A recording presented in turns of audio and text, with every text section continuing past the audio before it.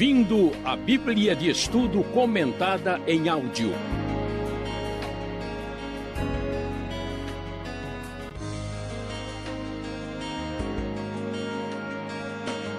Estudo 16, baseado em Gênesis 15. Rota 66, hoje vendo o capítulo 15 do livro de Gênesis, o primeiro livro da Bíblia Sagrada. Hoje nós vamos falar sobre o Deus que garante. O contrato foi assinado. Vemos até agora que Deus chamou Abraão e o trouxe lá da Mesopotâmia, da cidade de Ur, fez a sua promessa. A promessa divina era a promessa de bênção, terra e descendência, e desde o capítulo 12 nós estamos vendo Gênesis caminhando com bastante suspense. A questão fundamental é, será que o que Deus falou vai realmente acontecer? Vimos aí os problemas dos capítulos 12, 13 e 14, com a ameaça de que talvez a coisa dê certo, não dê certo, ameaça de fora, ameaça interna. E agora nós vamos perceber que o tempo vai passando, Abraão não vê perspectiva muito clara de que as coisas vão acontecer, porque para que ele tenha a descendência é necessário que ele tenha filho, e nenhum filho surgiu, então Abraão começa a sentir um pouco de medo.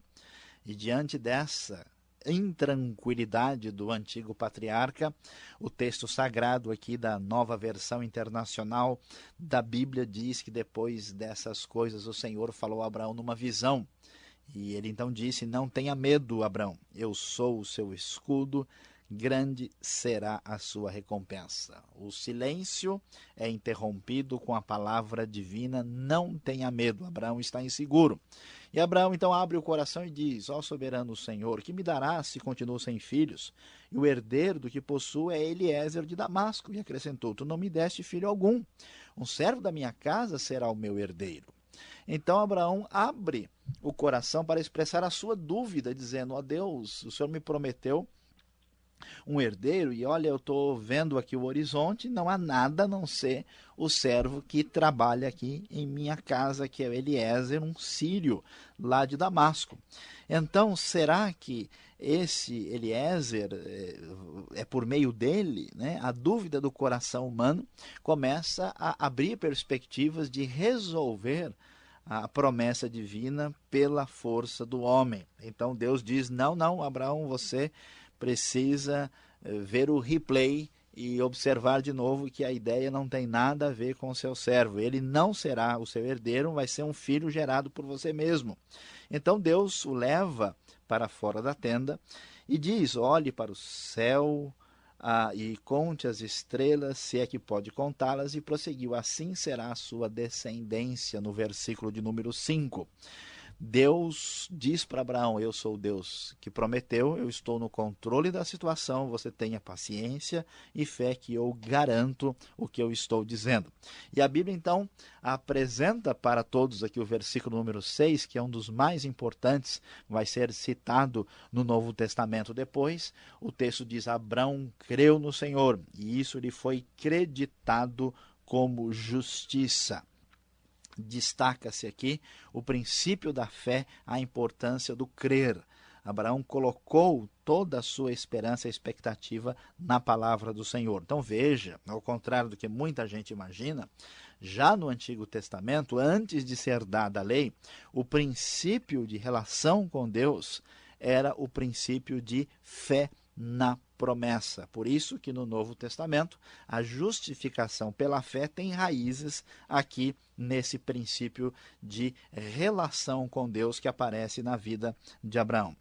Então o patriarca fica ainda temeroso e quer explicações, e então Deus vai fazer uma coisa muito interessante. Pede que sejam trazidos uma novilha, uma cabra e um carneiro com 3 anos de vida e uma rolinha e um pombinho. Abraão traz os animais e ele faz um ritual estranho que quando nós lemos não parece ter muito sentido. Ele corta ao meio e coloca cada metade em frente à outra. Aí as aves, porém, que são pequenas, ele não corta. E aí surgem aves de rapina que começam a descer sobre os cadáveres. E Abraão tem um trabalho para enxotar aquelas aves. E o que está acontecendo aqui? Em hebraico, a expressão que na NVI nós vemos fazer uma aliança é literalmente cortar uma aliança. Quando alguém fazia uma aliança, no Antigo Testamento, era a mesma coisa que fazer um contrato entre duas partes. E por isso, esse contrato, para ser simbolizado que era entre duas partes, ele se cortava o animal no meio, porque aqui é uma aliança, um contrato entre Deus e Abraão. Por isso que nós dissemos aqui no início que o contrato foi assinado, ou seja, Deus está fazendo uma aliança formal com Abraão. E no decorrer dessa experiência meio estranha, inclusive o texto diz que Abraão foi tomado de um sono profundo e vieram sobre ele trevas densas e apavorantes, Deus aparece de uma maneira especialmente impressionante. Versículo 17, depois que o sol se pôs e veio a escuridão, eis que um fogareiro esfumaçante com uma tocha acesa passou entre os pedaços dos animais. Naquele dia o Senhor fez a seguinte aliança com Abraão: aos seus descendentes dei essa terra, desde o ribeiro do Egito e até o grande rio, o Eufrates. Quando a Bíblia nos diz que os animais foram cortados e Deus se fez presente aqui de uma maneira meio estranha, através desse fogareiro esfumaçante com uma tocha acesa que passou entre os pedaços dos animais, Deus está dizendo o seguinte: Abraão, aqui está a nossa aliança, aqui está o nosso contrato, e eu vou garantir que isso se cumpra. Por isso é que Abraão fica olhando enquanto Deus passa por essa manifestação estranha do fogareiro esfumaçante, com essa tocha acesa. Com isso, Deus está dizendo o seguinte: essa aliança é incondicional. Eu garanto plenamente o que eu estou prometendo, porque sou eu que estou dizendo. O Deus que garante o contrato com Abraão está assinado, a aliança está feita. E a pergunta que vai surgir de todos nós aqui é: mas que maneira meio estranha de Deus fazer as coisas. Por que Deus não aparece aqui com um coral de anjos, né, numa espécie de grande apresentação bonita? Deus chega até de uma forma assim meio fora daquilo que a gente espera. Veja que o texto diz que vieram sobre Abraão trevas densas e apavorantes e ele caiu em sono profundo. É porque Deus, o Deus da Bíblia, ele aparece na sua relação de proximidade com o ser humano e também aparece na sua relação de distanciamento do ser humano. Então, nem sempre trevas na Bíblia é sinônimo de mal e sinônimo de pecado e de algo diabólico. Nesse caso, essas trevas densas e apavorantes são o contexto da manifestação extraordinária da presença de Deus, que produz em Abraão um grande temor, uma espécie de temor e tremor no seu coração, mostrando como Deus é grandioso, poderoso, extraordinário, ou como gostam de dizer alguns teólogos, absolutamente distinto. Ele é o totalmente outro, ele é completamente transcendente. Isso produz algo importantíssimo no coração humano, que é o temor, uma espécie de reverência profunda e um sentimento de fragilidade diante da grandiosidade do Deus Todo-Poderoso. Deus manifestado dessa forma apresenta-se e diz a Abraão: não pense que você pode fazer nada por meio de um simples Eliezer de Damasco. Eu estou no controle da história. A aliança que eu estou fazendo com você garante que a minha promessa vai, de fato, ser cumprida. E esta aliança, conforme nós vamos encontrar aqui na sequência do texto, diz que aos seus descendentes dei esta terra, desde o ribeiro do Egito até o grande rio, o Eufrates. E era a terra dos queneus, quenezeus, cadmoneus, hititas, ferezeus, refaíns, amorreus, cananeus, gigazeus e jebuseus. Então, a terra de Canaã é colocada nitidamente como parte dessa aliança divina. E esta aliança envolve a terra que ia desde o ribeiro do Egito até o Eufrates, uma dimensão maior da terra de Canaã do que geralmente nós costumamos entender. Esta dimensão da terra, bem próximo disso, foi alcançado nos dias do reinado de Davi e Salomão. Nesta época nós vemos assim a concretização plena. E a discussão sobre essa questão da aliança e da terra, que nós já mencionamos anteriormente, e aqui vale mais uma vez uma consideração, aparece aqui no texto e deve ver que a terra de Israel é apresentado como uma herança perpétua que faz parte dessa aliança. Muitos estudiosos, por causa exatamente desse capítulo 15, pela maneira como Deus aparece fazendo aliança, entendem que a terra de Israel deve permanecer perpetuamente como pertencendo ao povo de Israel em função dessa aliança que ele faz com Abraão. De qualquer maneira, com toda a discussão que seja possível aqui, nós vemos que o Deus que promete é o Deus que garante. Deus jamais vai deixar a sua palavra cair, e esse Deus manifesta-se aqui de uma maneira um pouco além do que geralmente nós conhecemos. Uma sugestão importante para todos nós é que um conhecimento bíblico saudável, uma relação adequada com Deus, deve ser uma relação de equilíbrio. Por um lado, devemos enfatizar o Deus bondoso, o Deus que é Pai, o Deus que está próximo de nós, o Deus que é um Deus amigo. De outra forma, Deus é algo que é absolutamente aterrorizante. É o Deus que evoca essas trevas densas e apavorante.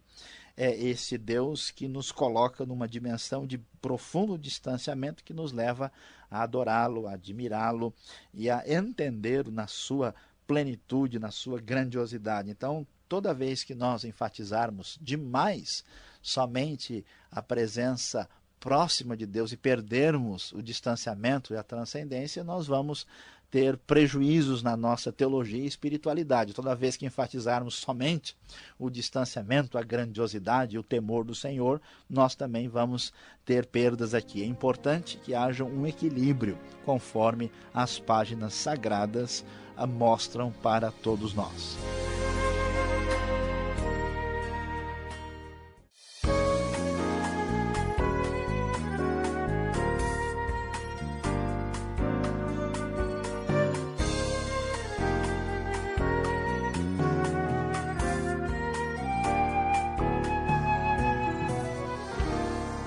Ok, Saião. E agora nós seguimos em frente aqui com as perguntas. Uma aventura emocionante essa que o Rota 66 está atravessando. Saião, a primeira pergunta. Abraão é chamado o hebreu. De onde vem esse termo? Não é? Por que ele tem esse cognome, esse apelido? Ele é bom, ele é negativo, pejorativo? De onde surge o hebreu, né? Não é nome de revista aí, né? Não, nesse caso não. Muito bem, os nossos ouvintes certamente querem saber. A arqueologia e os estudos mais recentes comprovam que muita gente saiu da região da Babilônia, não só Abraão naquela época, e acabou havendo uma espécie de imigração, né, de pessoas que foram para a região de Canaã, e nós vemos aqui Abraão como alguém especialmente enviado por Deus. E hebreu, na verdade, em hebraico, né, a palavra é ivri. Esse ivri está relacionado com o nome Eber, e o radical, né, a origem de tudo, está relacionado com a palavra avar, que é um verbo que significa passar, atravessar. O nome tinha a ver com aquele que atravessou o rio, ou seja, atravessou o rio Eufrates e chegou até aqui. Então é mais ou menos uma maneira de dizer, olha, o imigrante, né? Não tinha a rodovia dos imigrantes lá propriamente dita, mas Abraão é conhecido em função da sua viagem, né? Não era a Rota 66, mas era a rota de quem saiu da Mesopotâmia e chegou na terra de Canaã. Então, vamos dizer, o nome é neutro, depois vem ser utilizado para os descendentes de Abraão, os hebreus. E fica até bonito, significativo, né? Sim, melhor sim. do que Abraão da Silva Sauro, alguma coisa assim, né? Exatamente. É um nome significativo. O pai da fé aqui, o nosso personagem de hoje, Abraão. Que fé? Será que o Saião pode nos explicar que fé é essa? Que tem medo, dúvidas e muitas vezes fica em conflitos. Que fé é essa de Abraão, o pai da fé que tanto nós cantamos naquele bonito hino. É interessante, Alberto, certamente os nossos ouvintes vão ler a história e diz, puxa, esse homem tem tanta fé e toda hora ele está com medo e com dúvida, né? Mas que fé, essa fé eu também tenho. Então, a questão é que nós precisamos ter a compreensão certa. A fé, ela, na verdade, nasce da dúvida. Há uma maneira de aprender a crer, um desenvolvimento da fé. A pessoa que crê em tudo facilmente, rapidamente, sem conflito e sem crise, na verdade não crê direito. Por isso, por exemplo, no Novo Testamento você vai ver o caso de Tomé, que Tomé duvida de Jesus, e Jesus não repreende Tomé, ele não sofre uma reprimenda assim, ó, que absurdo, você não creu. Não, Jesus permite que ele observe o que aconteceu.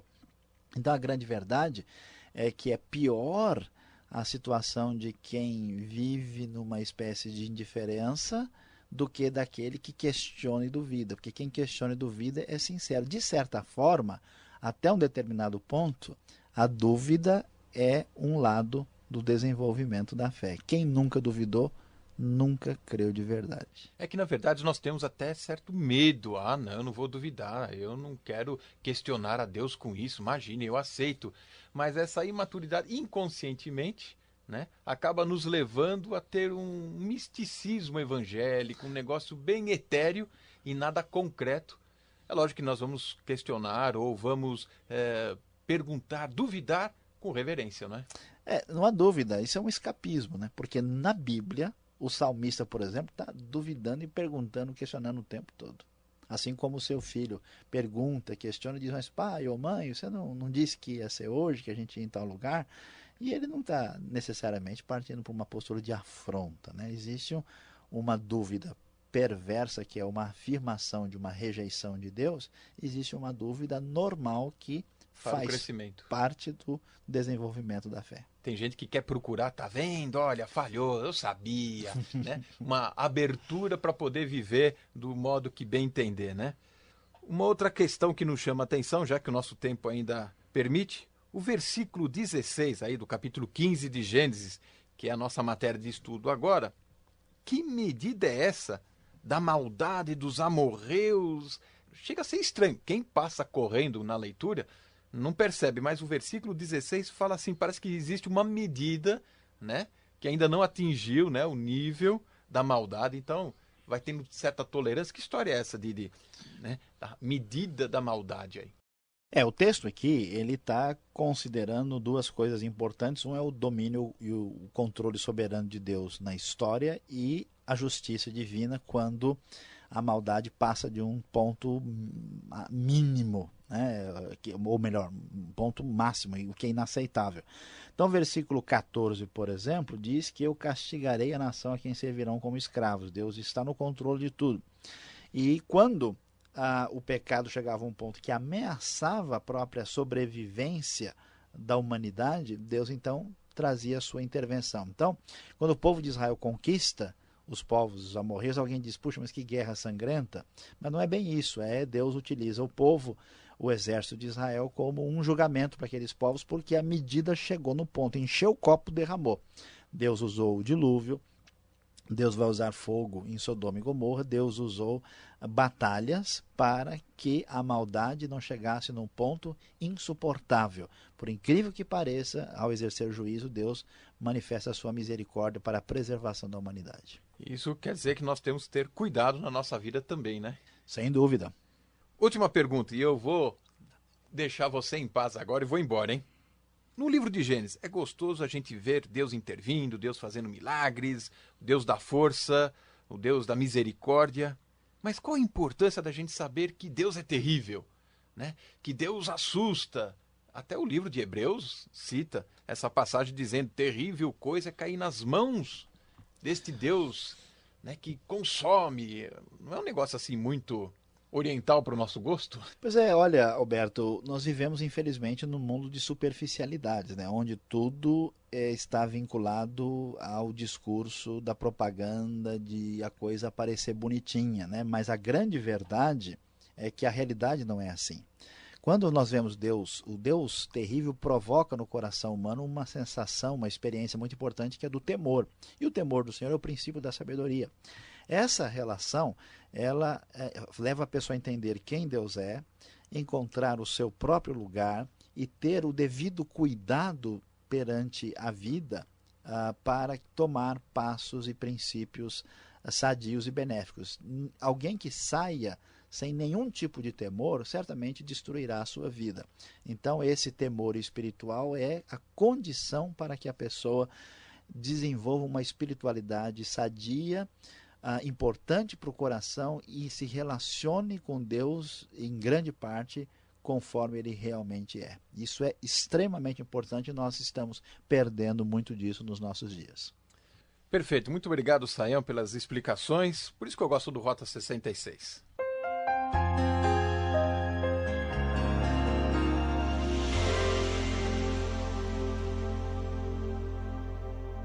Bom, vamos agora descobrir o que é importante para a nossa vida com a grande experiência maravilhosa aqui de Gênesis 15, da aliança de Deus com Abraão. A grande lição para nós é que Deus falou, Deus garante. Veja que Abraão estava cheio de dúvida, estava sentindo medo, pensando na possibilidade, será que isso realmente vai acontecer?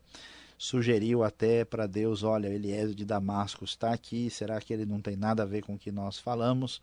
Aprenda a grande verdade, Deus garante, confie em Deus. Não vacile na sua confiança em relação às promessas e à palavra divina. Se Deus disse, certamente isso vai acontecer. Nenhuma das promessas que ele disse jamais falhou. Então, coloque a sua confiança em Deus e não permita que o seu coração possa vacilar. E a segunda grande lição importante que aparece aqui no capítulo 15 é aprenda a desenvolver o temor do Senhor. Nós, mais do que nunca, precisamos de sabedoria na vida. E sabedoria não é algo que surge apenas através de um acúmulo de informações. Sabedoria não significa QI ou inteligência privilegiada. Sabedoria é a arte de agir corretamente nas circunstâncias imprevistas da vida. Quando alguém desenvolve o temor do Senhor, quando alguém sabe agir no ponto e na medida, sabe ser precavido, sabe responder devidamente, sabe se relacionar, isto é o que importa na nossa vida. E isso só é possível quando o nosso coração desenvolve o tipo de relação adequada, respeitosa, consciente com Deus. Se isto acontece no nosso coração, nossa espiritualidade será sadia, será equilibrada, não será superficial e em decorrência disso, nós desenvolveremos uma atitude sábia, sóbria, correta, adequada na hora de conduzir a nossa própria vida. Lembre-se, desenvolva o temor do Senhor no seu coração para que a sua vida seja de fato abençoada.